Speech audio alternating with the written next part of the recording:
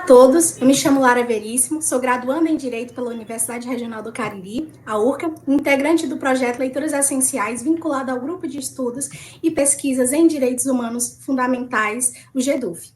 É com grande honra que damos a continuidade à nossa série de diálogos, e no episódio de hoje recebemos o professor Felipe Oliveira de Almeida, que é professor da Universidade Federal do Rio de Janeiro, e autor do artigo Filosofia do Direito desde o Brasil, Dilemas de uma República de Eruditos. A proposta da nossa conversa é aprofundar uma questão fundamental para quem pensa o direito no Brasil. Existe uma autêntica filosofia do direito brasileira ou estamos presos em uma república de eruditos? Partindo das reflexões do professor Felipe, vamos debater as raízes históricas da nossa dependência intelectual, os impactos disso na formação dos nossos juristas e, principalmente, os caminhos para construir um pensamento filosófico que responda aos nossos próprios desafios. Feita a introdução, o professor Felipe tem a palavra. Bom, muito obrigado, Lara.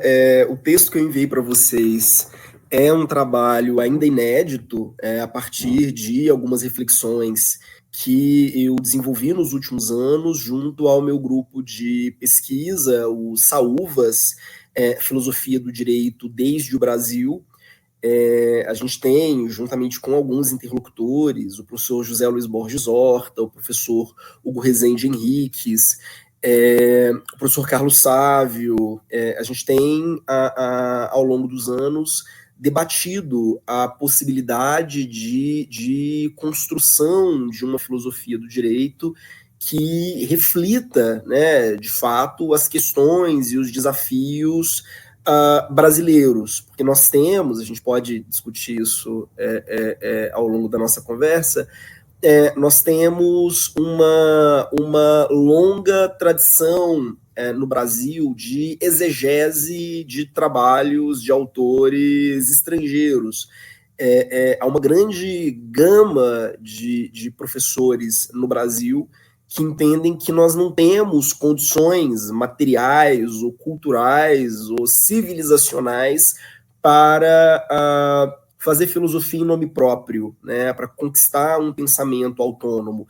E isso gera problemas muito profundos, no sentido de que a gente cria uma universidade que não se identifica com o seu povo, né? Frequentemente a gente tem uma profunda dissonância entre os temas que são debatidos em sala de aula e os grandes problemas que são vividos pela nossa população nas ruas, né, na sua trajetória cotidiana. Como diz o Cazuza, são caboclos querendo ser ingleses. Nós temos frequentemente uma universidade que vira as costas para o próprio país, né, está sempre pensando o além-mar, né? Ela está sempre pensando em repertórios, seja dos Estados Unidos, seja da Europa. Então parte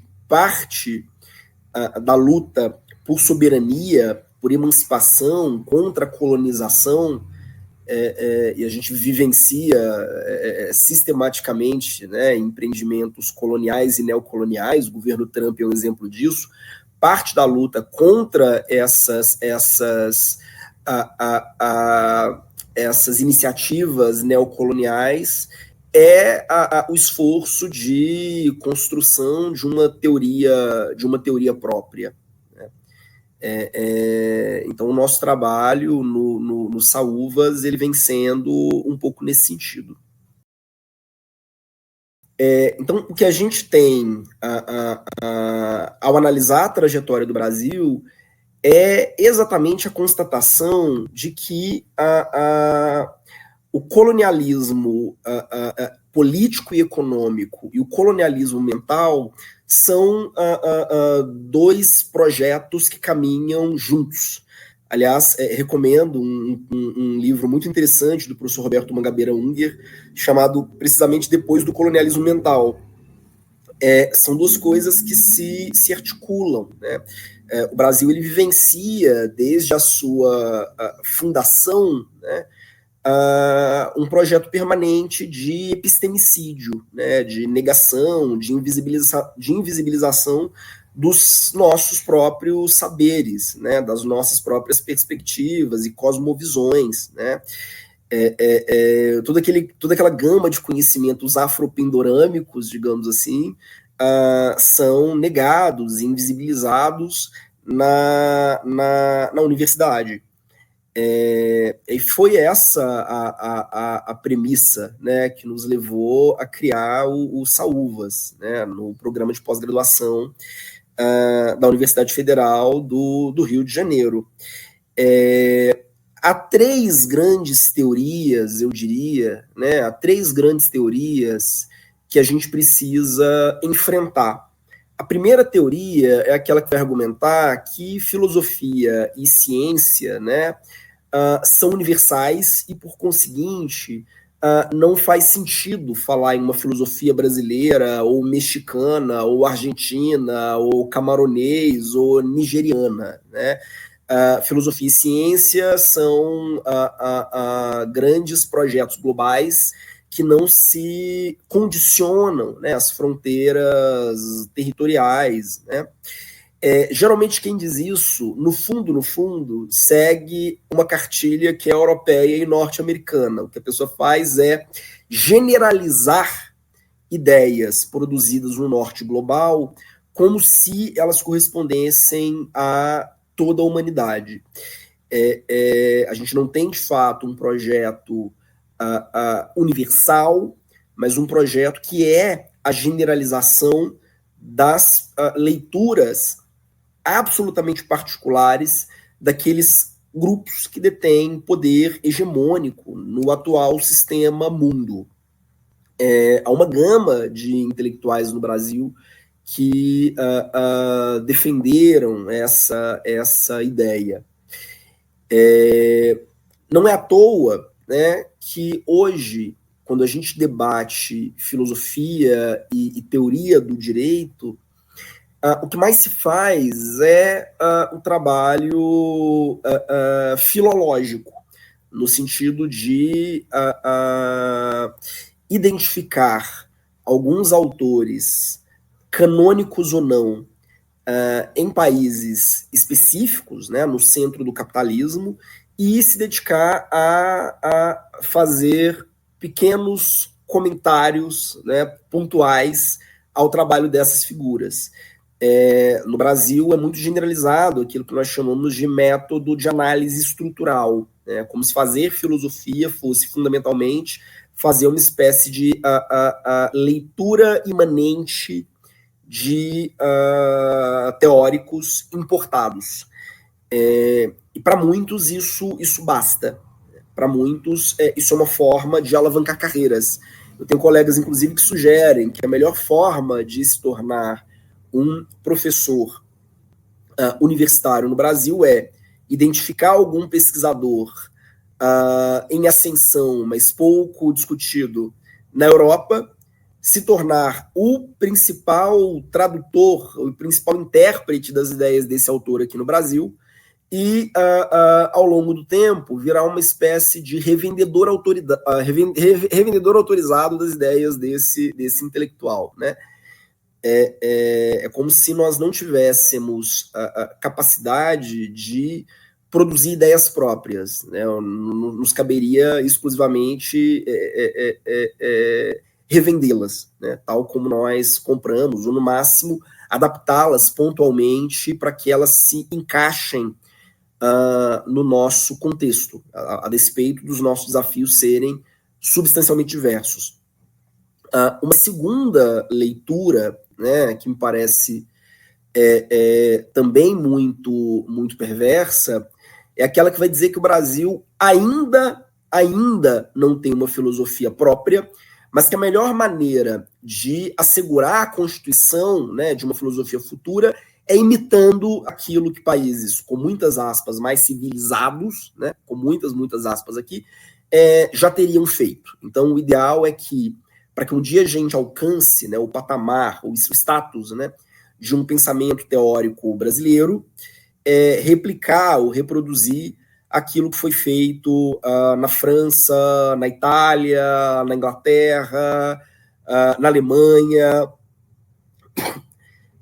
O professor Júlio Cabreira, que debate longamente essas categorias, vai dizer que, no fundo, é como se nós achássemos que, de tanto imitar, nós nos tornaríamos repentinamente, em algum momento, pensadores originais.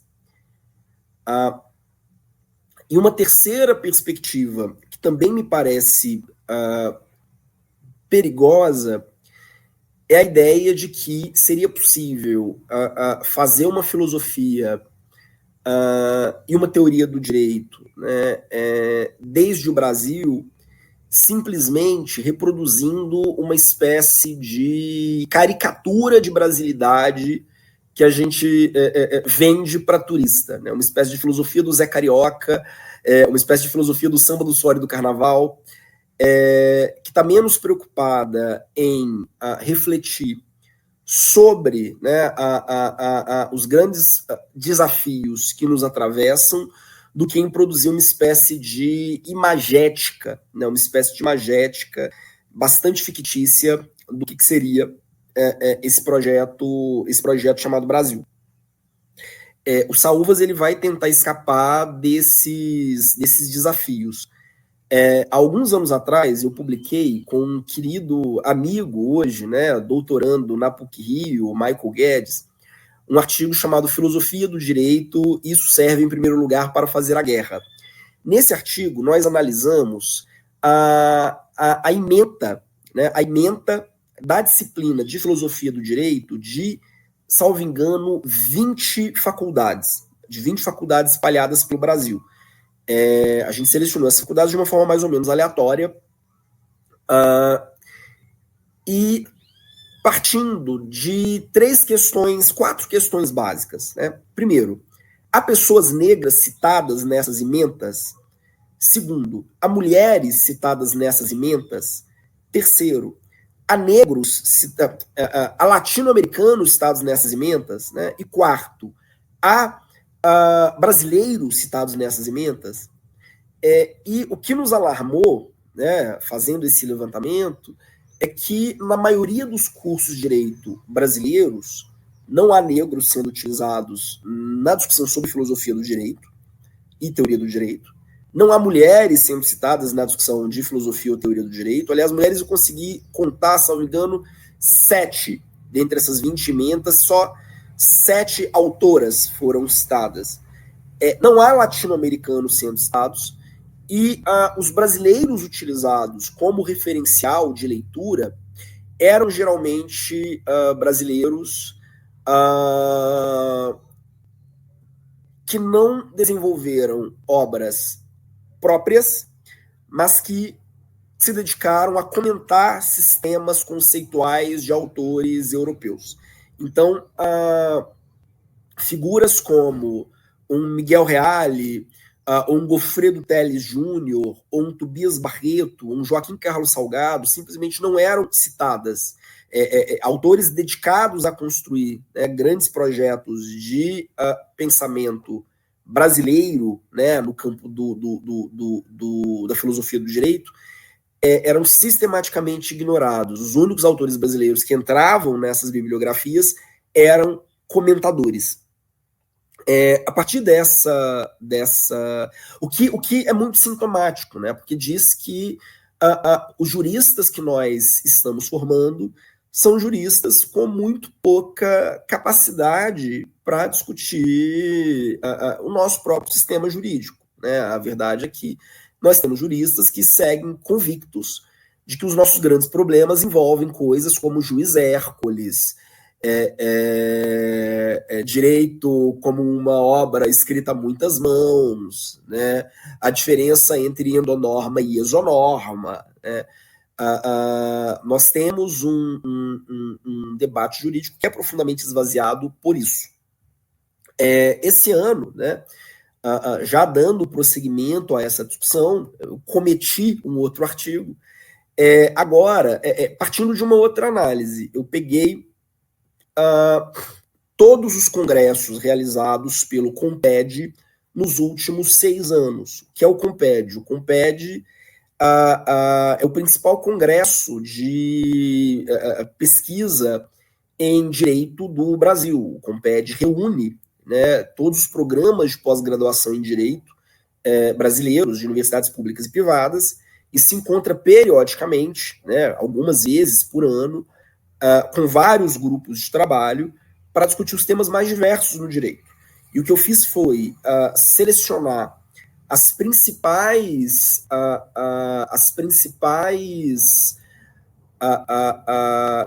grupos de trabalho do CONPED nos últimos 6 anos que se dedicaram a debater filosofia e teoria do direito. E algumas coisas me pareceram profundamente alarmantes, né? Eu analisei ao todo, entre 2019 e 2024, 16 encontros do CONPED. Nesses 16 encontros, eu avaliei 14 grupos de trabalho. Nesses 14 grupos de trabalho, dedicados à filosofia do direito, 242 trabalhos foram apresentados. Desses 242 trabalhos, só 3 autores nascidos no Brasil foram estudados. Em 242 trabalhos, só 3 autores brasileiros eram lidos e citados como referência básica. O primeiro era Miguel Reale, que foi objeto de 2 artigos, 2 papers apresentados. O segundo, Lênio Luiz Streck, é um professor, salvo engano, do sul do Brasil, mas enfim, não é tão relevante, mas também estudado em 2 trabalhos. E o terceiro, o grande Roberto Lira Filho, já falecido, professor da Universidade de Brasília, um dos pais do chamado direito achado na rua, que só tinha um trabalho sendo pesquisado.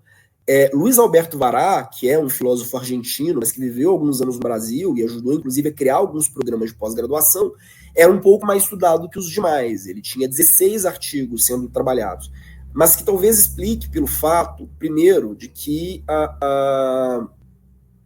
existe uma cátedra dedicada ao Luiz Alberto Vará, né? Existe um grupo de pesquisa, um grupo de trabalho dedicado ao Luiz Alberto Vará, intitulado Cátedra Luiz Alberto Vará, dentro do CONPED, que se reúne periodicamente. Se você comparar os números de autores brasileiros com os números de autores europeus e norte-americanos, a situação é bastante aflitiva, né? Dworkin foi utilizado como referência em 10 papers, Gadamer em 9, Luhmann e Heidegger, cada um deles foi analisado longamente em 7 artigos, cada um dos 2. Luhmann 7, Heidegger 7. Hart, Agamben e Marx, 6 artigos cada. Derrida, Foucault e John Finnis foram trabalhados em 5 artigos cada. E Kelsen em 4. Além disso, outros autores aparecem pelo menos 2 vezes, né? O Antônio Negri, o Wittgenstein, o Carl Schmitt, a Hannah Arendt e o Hobbes. Além entre os autores latino-americanos, a gente só vai ter mais 2 autores latino-americanos sendo estudados, que é a Maria Amália Navarro e o Henrique Dussel, cada um com um artigo cada. Ou seja, em 6 anos de análise, né, nos encontros do CONPED ao longo dos últimos 6 anos, o que nós tivemos foram, deixe-me ver, 16 artigos só, que efetivamente se voltaram para filósofos brasileiros. Veja, nós temos autores nacionais que efetivamente buscaram teorizar sobre o Brasil.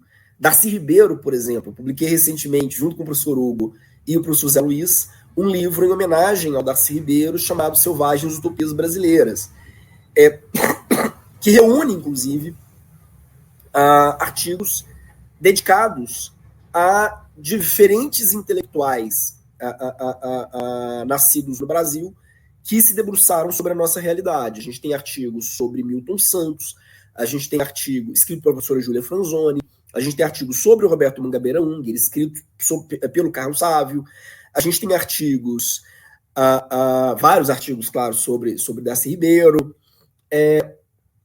Curiosamente, né, esses nomes geralmente não aparecem nas nossas salas de aula.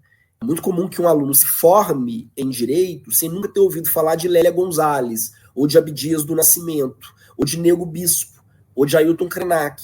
Sem ele nunca ter visto em sala de aula, né, uma discussão sobre Agostinho da Silva, que embora fosse português, se radicou no Brasil.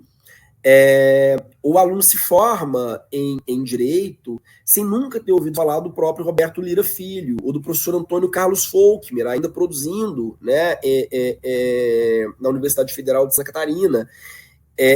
Existe um processo sistemático, uma opção das instituições por invisibilizar o pensamento produzido no Brasil, né? Existe um esforço interno de autocolonização ou de colaboração da nossa universidade, né, dentro de um processo maior de epistemicídio, né? E isso, como eu disse, né, isso cria problemas, não só problemas de ordem simbólica, né, no sentido de que nós temos uma elite que objetivamente, nós temos uma elite intelectual, econômica e política que objetivamente não se identifica com a própria população, mas também problemas de ordem prática. Nós estamos permanentemente tentando enxertar, né, essas plantas exógenas na nossa realidade sem entender o profundo abismo, né, entre as chaves de compreensão, né, que um Rawls, ou que um Nozick, ou que um Dworkin, ou que um Hart, ou que um Alexis, né, usam para compreender os seus respectivos países, né, os países do norte global, e os nossos desafios. Foi um pouco isso o que impulsionou, né, o que impulsionou a nossa pesquisa.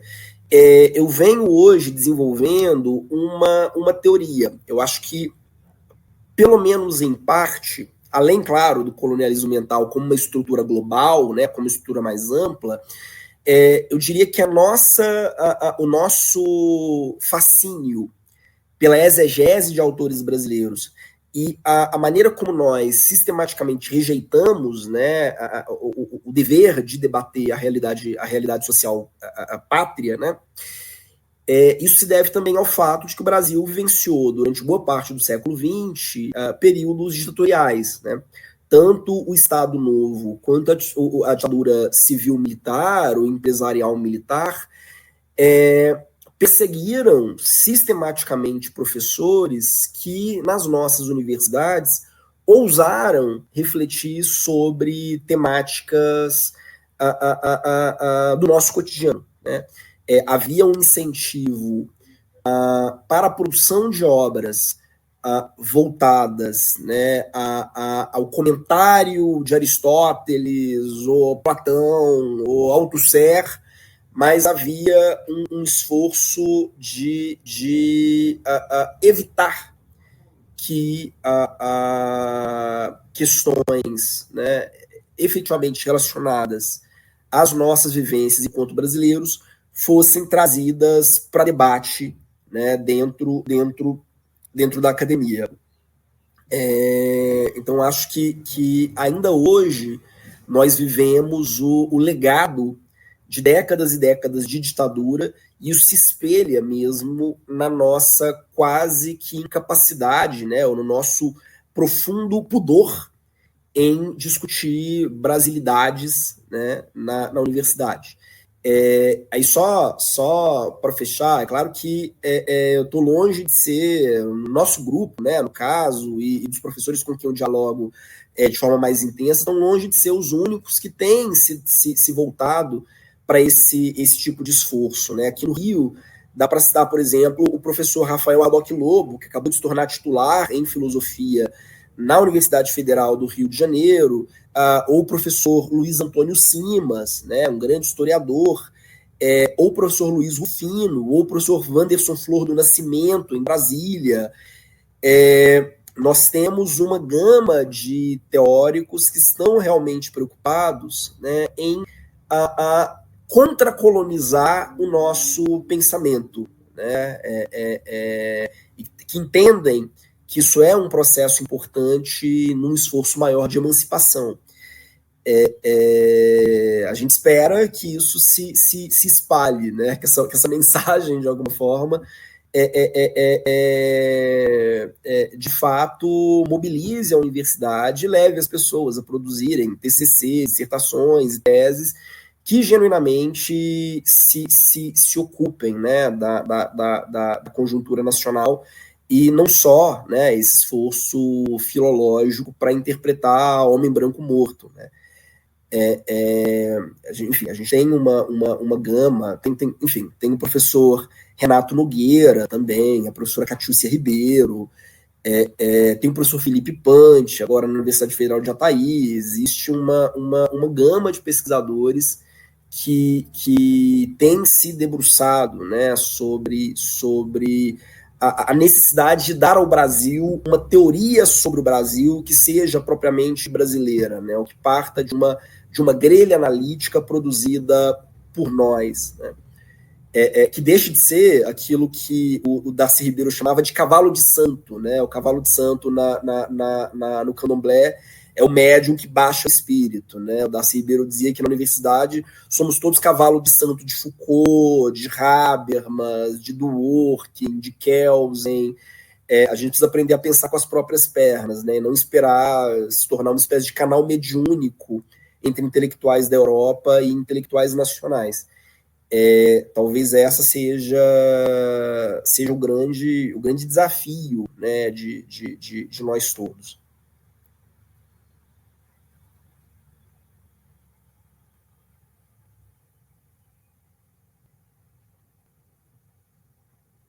Não estou te ouvindo. Agora foi.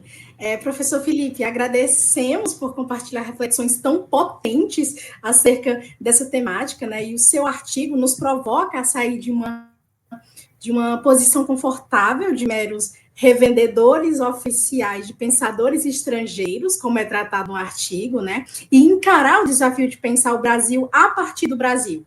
E agora vamos dar entrada no nosso momento de perguntas e respostas, e a primeira pergunta é acerca do modelo estruturalista, né?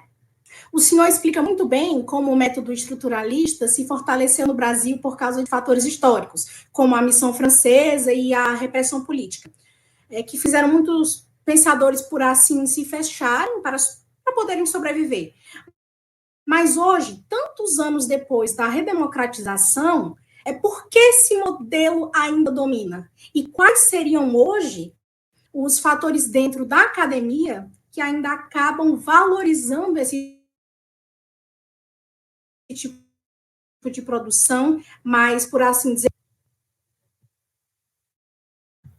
Bom, um ponto que eu não comentei aqui na minha fala, né, é o da missão francesa, né? O que foi a missão francesa?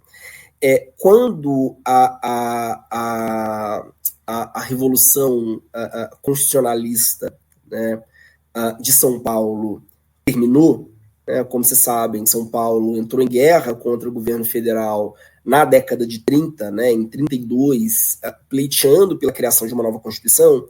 Quando os revolucionários foram derrotados, a elite paulista entendeu que era hora de assumir o protagonismo intelectual do Brasil.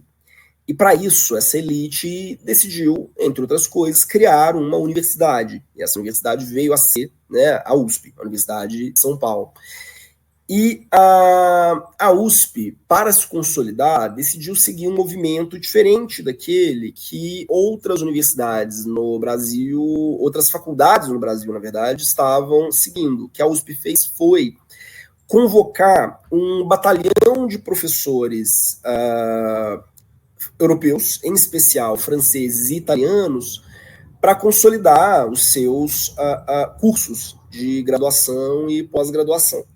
No caso da filosofia e das ciências humanas, né, foram sobretudo os franceses que até a década de 50 hegemonizaram a Universidade de São Paulo. Alguns deles que se tornariam ao longo dos anos muito famosos, né?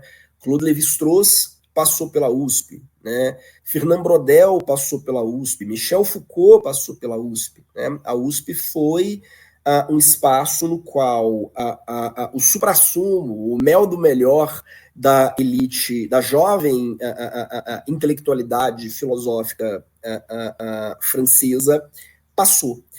Até a década de 50, né, era muito mais fácil você assistir aulas em francês, né, na Faculdade de Filosofia da USP, do que assistir aulas em português, né? O francês era a língua franca, né? E com os franceses, né, os franceses trouxeram uma perspectiva, sobretudo o Gilles Gaston Granger e o Victor Goldschmidt, trouxeram uma perspectiva segundo qual a única forma, né, de, num país periférico e sem tradição filosófica acadêmica, né, a única forma de um país como o nosso estudar filosofia seria por meio estrutural, ou seja, da exegese de texto. Esse processo ele é muito anterior à ditadura militar propriamente dita, mas com a ditadura militar ele se consolida, no sentido de que os professores preocupados com outro tipo de análise, né, serão expulsos ou convidados a se retirar, ou não terão espaço para se candidatar, né, a cadeiras na universidade, e o que resta, né, naquele espaço, majoritariamente, salvo, claro, algumas exceções, é o caso notório, por exemplo, da Marilena Chauí, mas o que resta, de forma geral, são professores que aplicam esse método estrutural, ou seja, de leitura e comentário de texto clássico. Me parece que 60, 70 anos, né, desse modelo pedagógico que de fato estruturou as universidades não se dissolve tão fácil, né? Não se dissolve em poucos anos. Sobretudo quando não há um interesse muito real das nossas instituições para reverter esse processo. O fato é que ainda hoje o que garante financiamento para pesquisa, o que garante bolsa, né, o que garante prestígio é você pesquisar grandes sumidades alemãs ou francesas. Né? O fato é que ainda hoje nós vou dar um exemplo muito simples. Assim. Hoje nós achamos que um bom programa de pós-graduação é um programa internacionalizado. Mas para nós, internacionalizado é aquele programa que tem conexões com países do norte global, não necessariamente conexões com o México, com o Chile, com a África do Sul, com a Nigéria. Existe uma perspectiva de que internacionalizar o programa é se tornar interlocutor de países do centro do capitalismo. Né? O fato é que nós temos, como diria Darcy Ribeiro, nós temos uma elite entreguista que está muito confortável com a ideia de que não cabe à universidade assumir um papel ativo no projeto de desenvolvimento social, econômico, de revitalização, industrialização nacional. A gente nem tem esse projeto, né? O governo não tem esse projeto, as universidades abdicaram da possibilidade de construir um projeto dessa natureza há muito tempo. Então, é muito confortável, né, seguir sendo uma espécie de primo pobre da intelectualidade europeia e hoje também da intelectualidade estadunidense. Né? Fora que existe, de fato, uma injeção de dinheiro, né, para que isso siga se mantendo nesse desenho.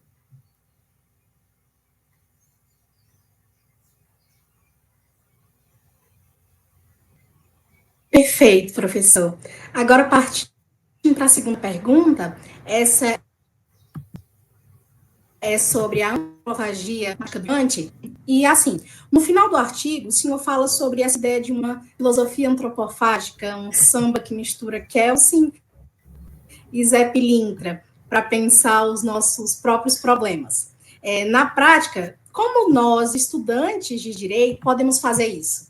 Né? Como equilibrar a necessidade de estudar o conteúdo europeu, que, querendo ou não, é o que mais é cobrado da gente nas provas, né, com a vontade de criar uma forma própria de pensar o direito brasileiro. Eu acho que a grande cilada é sempre quando a gente começa a pensar por autores, ou por correntes, ou escolas, ou teorias, e não por problemas. Eu sempre digo para os meus alunos, olha o mundo à tua volta. Né? A nossa realidade, enquanto juristas, é atravessada por dilemas que não são sequer tematizados na academia. Né? Vou dar um exemplo bobo. Tinha uma aluna pesquisando a crise dos opioides nos Estados Unidos. E eu falei com ela, olha, é um ótimo tema, mas você já se deu conta de que a gente estuda, né, a poucos metros da central do Brasil, numa área que é o equivalente à Cracolândia, né, a Cracolândia carioca, digamos assim, né? Por que não estudar essas pessoas? Né? Eu participei há pouco tempo de um trabalho de conclusão de curso, da banca de um trabalho de conclusão de curso, que eu achei genial, cujo foco era o metrô, né? Melhor, o trem, né, no Rio de Janeiro, que vai de Santa Cruz até o centro, né, e as dificuldades de mobilidade urbana representados pelo trem. Eu já vi trabalhos sobre aquilo que a gente chama no Rio de shopping chão, que são os camelôs que vendem nas calçadas, né, que vendem produtos muitas vezes recolhidos do lixo nas calçadas, e qual é o efeito jurídico disso. A gente tem visto uma produção de trabalhos sobre direito real de laje, né, sobre a maneira como se projeta, né, o urbanismo nas favelas, né.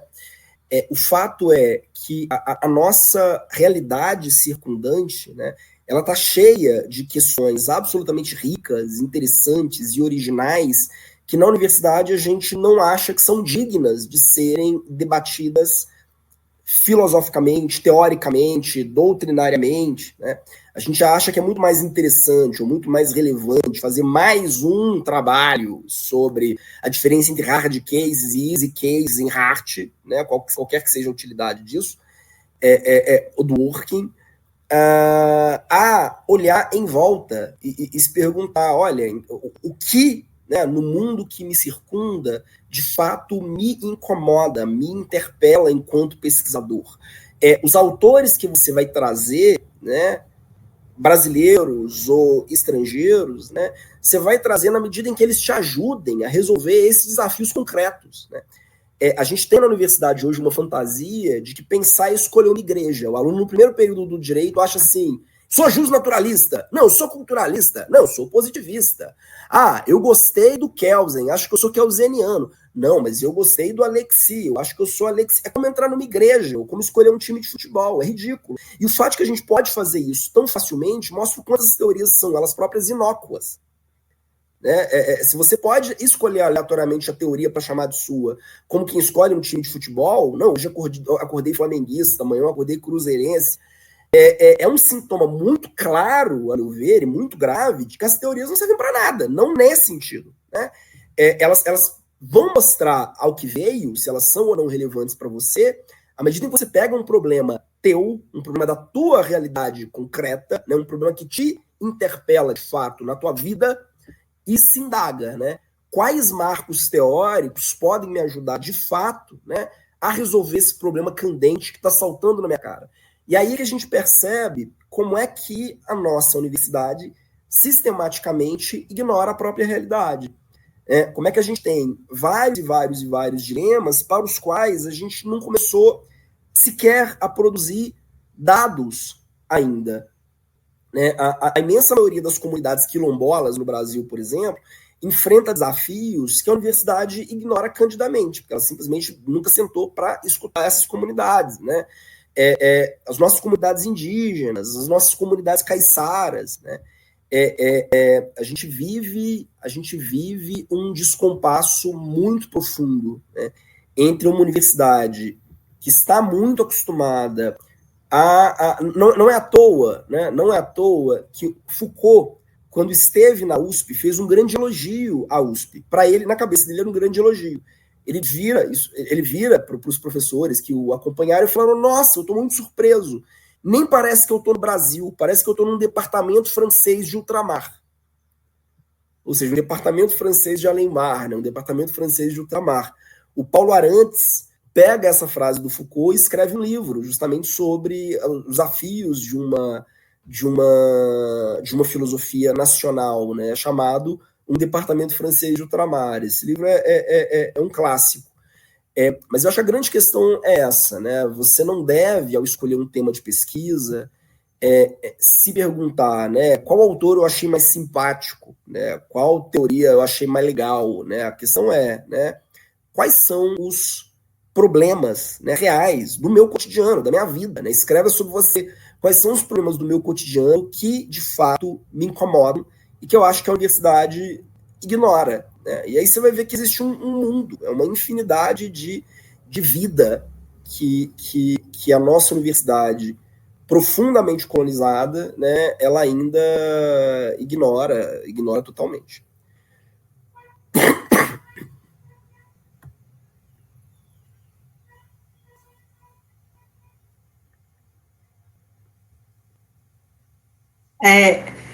Obrigada, professor. Agora partindo para a nossa terceira pergunta. É sobre o desafio da originalidade. O senhor critica o fato de que muitos estudiosos do direito no Brasil, eles só repetem ideias de autores estrangeiros, mas também lembra que a missão francesa, ela trouxe um rigor técnico importante, e a minha dúvida é, se tentarmos criar uma filosofia mais original, como garantir, né, que ela continue sendo levada a sério, com a qualidade e profundidade, e não seja vista como algo inferior, por não seguir os modelos europeus? Bom, isso é muito bom. Eu diria o seguinte, né? Nós adotamos um parâmetro de rigorosidade e tecnicidade que também não é nosso, né? É europeu. Achando que, ao fazer isso, nós seríamos respeitados por eles. O que não ocorre, né? A gente segue sendo o primo pobre, né, tentando entrar para a festa. Talvez a gente deveria estar preocupado, né, não em ser reconhecido e autorizado e validado por pesquisadores do norte global, mas uns pelos outros. Porque uma das grandes tragédias, eu diria, da universidade brasileira é que nós não nos lemos. Nós não só não nos citamos, mas nós não nos lemos.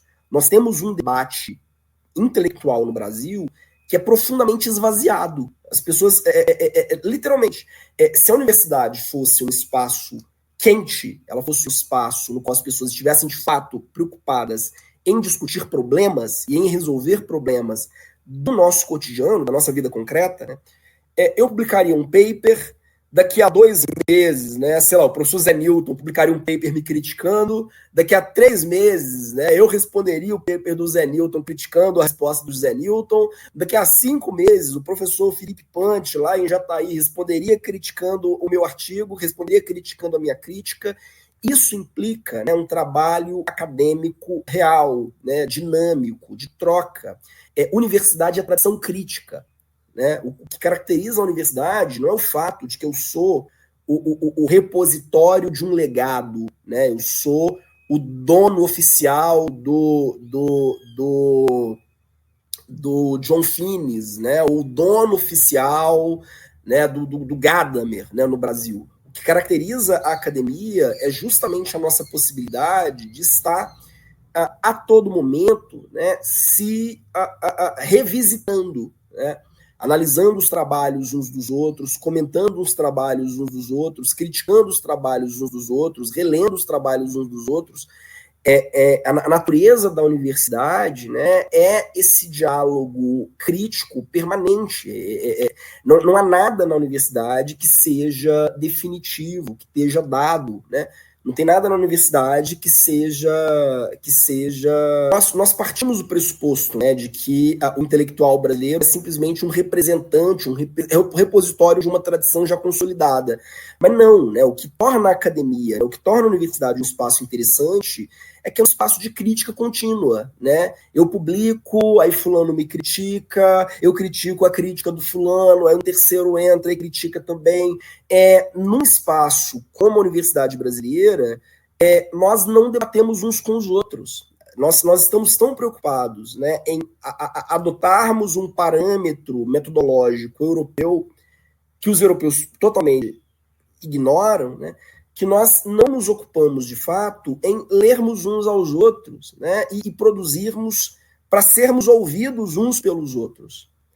Às vezes a pessoa está tão ansiosa, né, para que o grupo dos dworkianos lá nos Estados Unidos, né, o aceite, o valide, né, que ela esquece de escrever para outros brasileiros que vão ler e comentar: olha, eu acho que a tua análise desse aspecto da nossa realidade não é satisfatória. Aquele ali vai trazer aquelas outras observações, né? Eu tive um professor muito querido, o professor Paulo Margutti, que, inspirado no Gilberto Freire, né, ele dizia que o Brasil é dominado pelo filósofo cordial. O que é o filósofo cordial? Né? Aquele que nunca debate nos eventos, nos congressos, nas revistas, nas salas de aula, todo mundo concorda com todo mundo se ama, todo mundo se abraça, mas se persegue nos bastidores. Né? As pessoas se odeiam nos corredores por questões mesquinhas, absolutamente triviais, picuinhas de departamento, né? Quem está pegando quem, mas nós não debatemos ideias, e a gente não debate ideia porque a gente acha que fica cada um no seu canto, pesquisando o seu respectivo autor europeu de escolha, né? A sua respectiva corrente, né? Desde que cada um seja dono de uma franquia específica, né? Ou seja, revendedor autorizado de uma franquia específica, a gente não precisa discutir uns com os outros.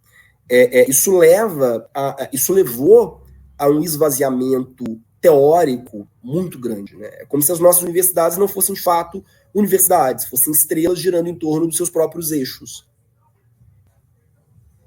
Qual foi a última vez, né, que a gente sentou numa mesa com professores com perspectivas distintas para tentar responder a um problema específico? Vamos falar da fome, né? Ou vamos falar da crise política, né? E falar de fato, né? Eu não vou fazer um comentário sobre o que o autor de Como as Democracias Morrem diria da crise política. Não, vamos nós, né, livremente, né, em nosso próprio nome, tentar debater isso. A gente tem uma dificuldade muito grande, né, de assinar qualquer coisa em nome próprio.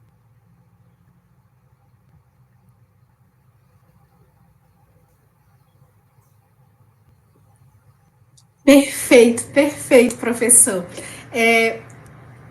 Partindo da nossa quarta e última pergunta, que é sobre o impacto da dependência intelectual na vida real, né? No texto, o professor comenta que muitos juristas brasileiros acabam copiando expressões e ideias estrangeiras, como o juiz Hércules, o romance em cadeia. Né? O senhor acha que isso também aparece nas discussões dos tribunais e aparecem pareceres jurídicos, e em que medida essa falta de filosofia própria afeta de verdade a prática do direito e as decisões que mexem com a vida de terceiros?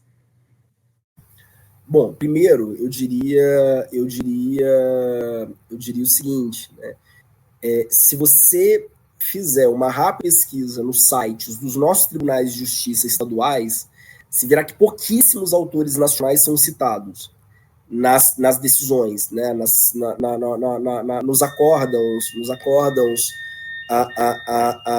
propalados pelos nossos tribunais, há pouquíssimo repertório teórico de autores brasileiros. Eles realmente não aparecem, né?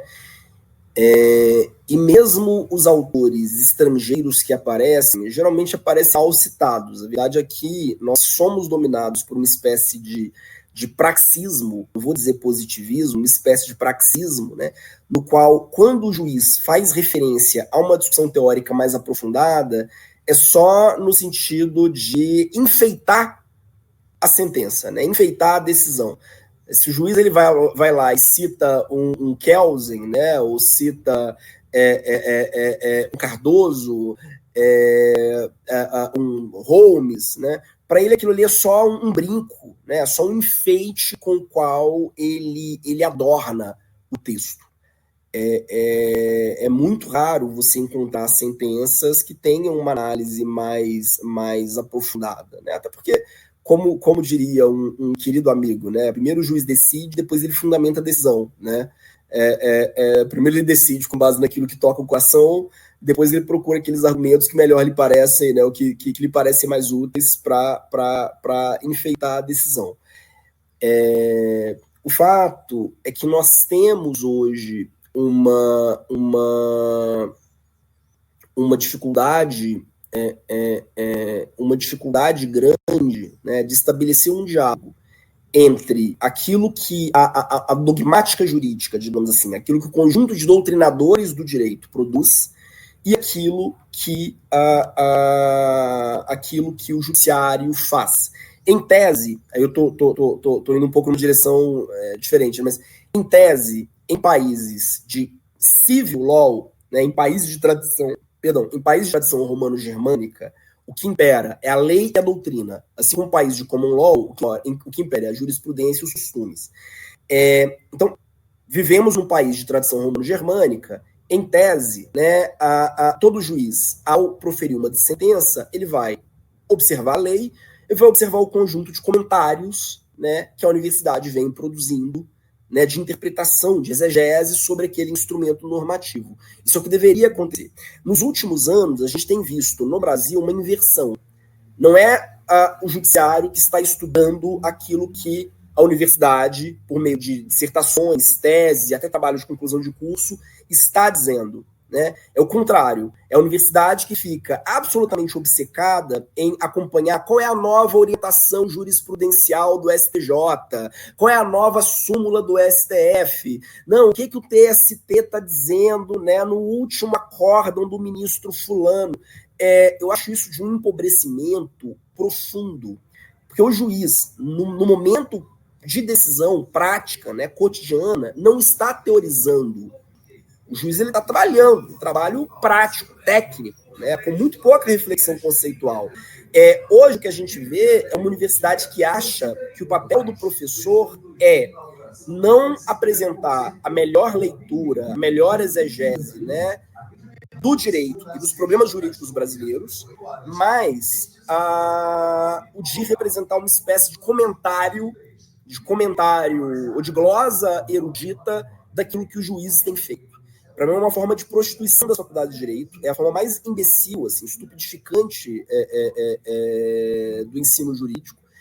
Hoje, se você observa os manuais de direito, por exemplo, existe uma decadência enorme, né, uma decadência vertiginosa.